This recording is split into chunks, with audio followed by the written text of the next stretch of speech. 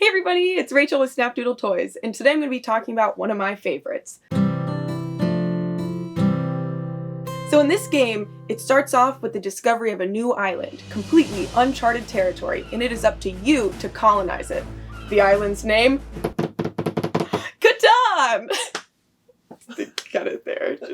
In this incredible game, you are collecting and trading resources and trying to expand your settlements into cities. So this is another game that's extremely replayable due to the variability in setup. So the way the board works is you have these different resource tiles. You've got sheep and wheat and brick, stone, wood, and these number tokens that you put on top of all of those resources.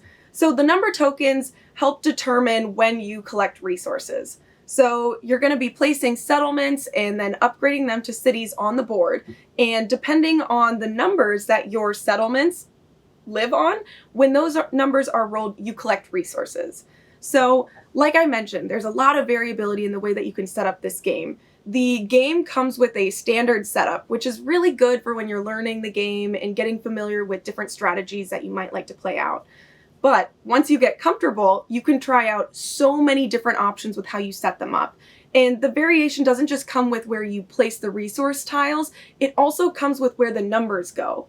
So one way that I've recently played that was really challenging but fun is clumping the resources together. So all of the wood is together and all of the sheep are together. And playing it in this way makes it impossible for you to be on every resource at the start of the game, which is a real challenge because it tests your ability to trade with other players.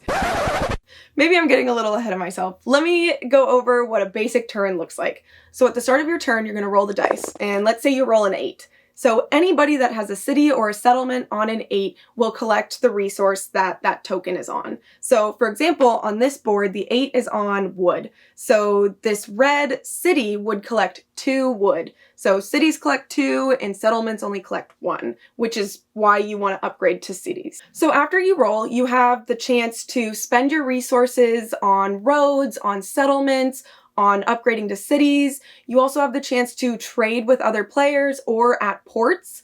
You also have the ability to buy development cards. So development cards will provide you with actions that can help you on future turns, such as collecting 2 of any resource or moving the robber. Let me explain the robber, because this is where things get a little dicey with your other players. So when you have the chance to move the robber, you place him on a tile, and now when that number is rolled, if anyone is on that space, they do not get the resources.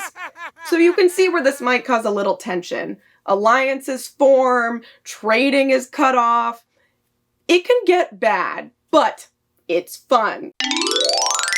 Once you're comfortable with the base game, there are tons of expansion packs that you have to try. I recently played the Seafarers expansion pack, and this one actually changes the board a little bit. It adds islands and a few different resources, and it adds boats for you to travel to those islands.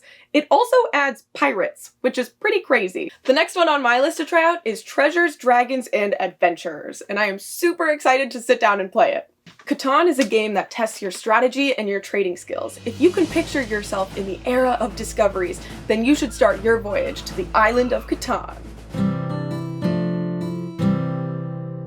Make sure you like and subscribe so you don't miss any other game reviews for games like Catan.